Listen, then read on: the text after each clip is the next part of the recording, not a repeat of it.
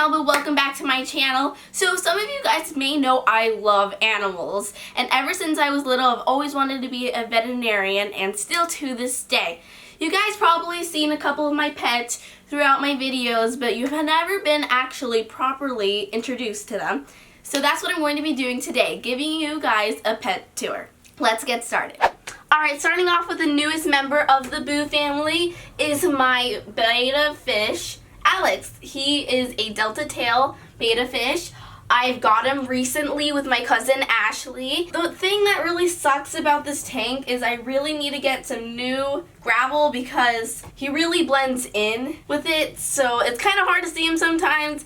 And every time I wake up, I always look at him because he's so pretty when he swims. And I really like this setup because it has a pineapple from SpongeBob SquarePants. That is like my favorite show ever. So moving on to the next betta fish. Alright, so this fish is a crown female and her name is Judy. I got her as a present by one of my best friends, Matthew. I was actually really shocked when I got her. I was like, oh, a fish, thank you. With this fish, she does have some trouble swimming. I'm not exactly sure why, but it is kind of hard for her to swim upwards. She has a little cut in her fin. I have no idea how she got that, so if you kind of see her struggling, that is why. That's why I kind of put her in a smaller tank, so it's kind of easier for her to swim. But with this setup, I recently got this new fish bowl thing because the other one was actually a lot smaller. I wanted her to get something a little bit bigger so it's not too small. So this is what I feed my fish. This one is a treat. I do not feed this for her like every day. This is more of like once a week thing. But this is what I feed her. Little fish flakes. Smells like fish for sure. And these are bloodworms, which is actually really disgusting to think about. It kind of smells like shrimp. Anyways, moving on. So one of my friends had hermit crabs, and that really made me want to get hermit crabs because they were so cool and they were like really amazing looking, and I was like, oh, I should get one. So I ended up getting two, but sadly one of them got really sick and sadly passed away. When I did got her, she was not moving a lot. I really think it was because she got really stressed out and she just was molting at the time, so I think she just got really stressed with like the moving time and that she was like soon molting. But he was actually very healthy. His name is Mr. Krabs. I kind of did a SpongeBob theme. Do not get them based on how they look, it's on how they act. So don't really get the ones that are really shy and hiding because then like they're always going to be in their shells. Okay, so they're all like kind of in their shells, and the first one to get out of the shell I picked. Okay, I'm not sure if you can see, but my other hermit crab right back there is very strong and they like to burrow themselves. Oh yeah, and they're also very shy. But in the very back, like, I'll take them out, but you can see her burrowing into the ground, and it's really kind of scary because they're actually very strong, and they have very strong pinchers. Which, actually, funny story, I got pinched by one of them, and I was really freaking out. I was like, what should I do? Do not pull them away because they're just going to rip your skin off. And that's what I did, and I almost started crying because they ripped out my tissue, and I was like, ah. But I'm okay now. You can't see any scars. Like, sometimes they'll just pinch you randomly. So that's why you have to be careful. You don't want to grab them like this because there's more skin to grab. You want to kind of hold them flat, so it's harder for them to pinch. How to tell if it's a girl or a boy? So you have to take them like halfway out of their shell, and you have to look if they have any bumps on each leg. So if it has a bump here and a bump here, that means it's a girl. If it doesn't have any bumps, that means it's a guy. They do like to climb. They climb this thing a lot. Another disclaimer, their food really smells, and you do have to put extra shells in there just in case if it wants to switch out shells. I really like hermit crabs, and I think they're really good beginner pets to get. So I'm going to be taking out the hermit crabs to show you to get a closer view. So you can see there is two of them. This one is a guy. This is Mr. Krabs, and that is Sandy Cheeks. So I'm going to let her set her down. And they're really good friends. At first, the girl was kind of a bully. You want to make sure they're around the same size because if another one's bigger than another, it's most likely to bully the other one. And I think they're so adorable and cute. And I'm not sure if you can see, like they have this like really long thing that sticks out, and that's how they used to drink. So they kind of have like a little straw. just like butterflies. Okay, so I'm gonna put this one back. Okay, she's scared of my hand. This one is a lot more aggressive, so I'm a bit more scared of her. So they do have a big pincher and a small pincher. And they do molt, and it's different. It's like shedding, but it's a bit different.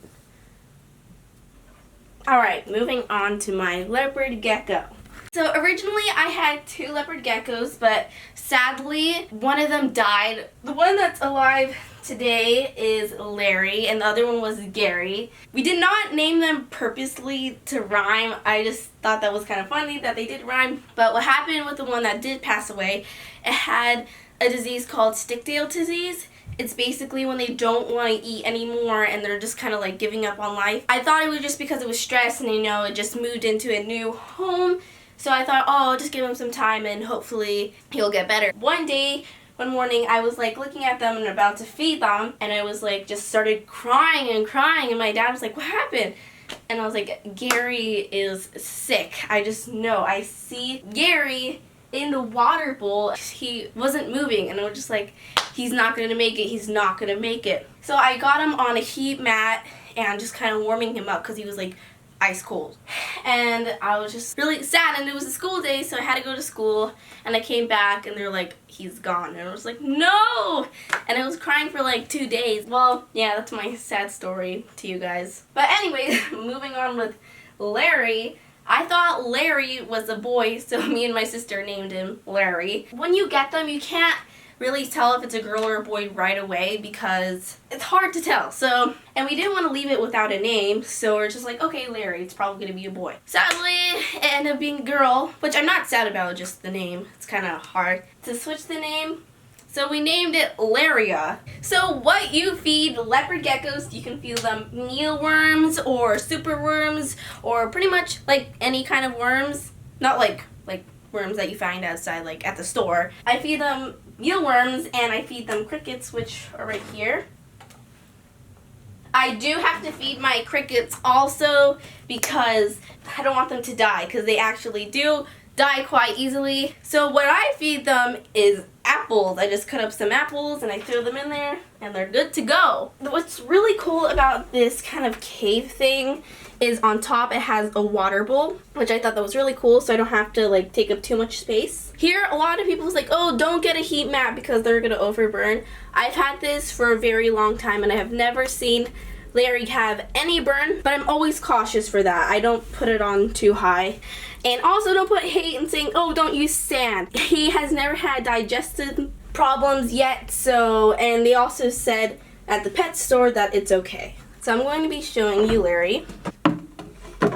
This is Larry. So as you can see, Larry has a very big tail. That's how they store nutrients. So if you ever see like your gecko not eating a lot, it is okay. They can survive off their nutrients in their tail for a very long time. But it is unhealthy for babies to uneat because they haven't developed a lot of nutrients in their tails yet. This is kind of the original looking leopard geckos, but nowadays they have so many cool colored leopard gecko and varieties.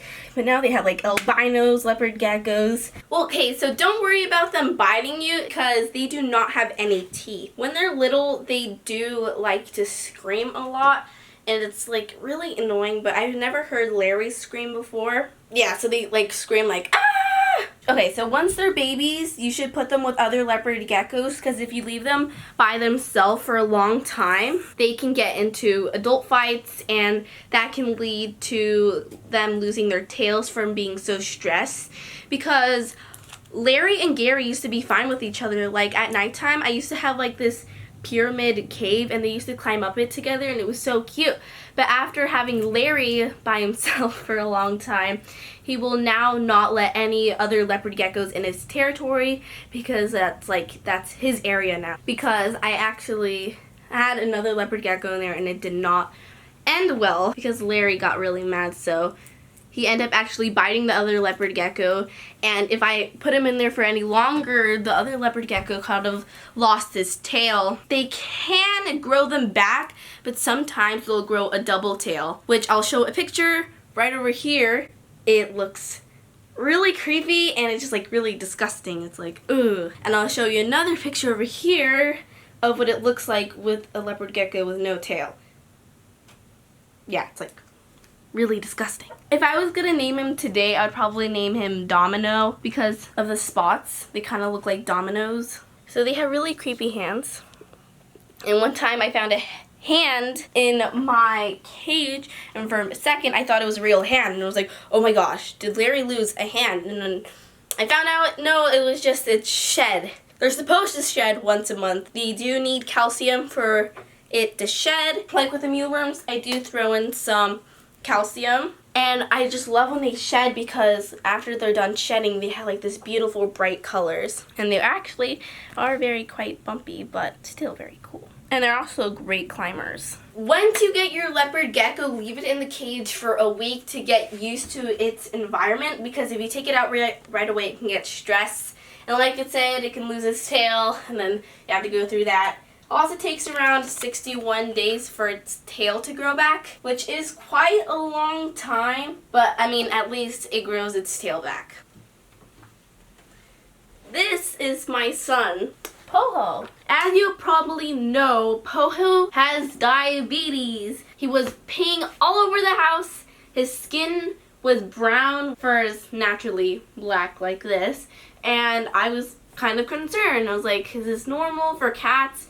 I mean, like, he had a bunch of bumps on his skin, but now like his fur is really soft and clean, but as you can see, he has a bit of a belly. He's getting mad.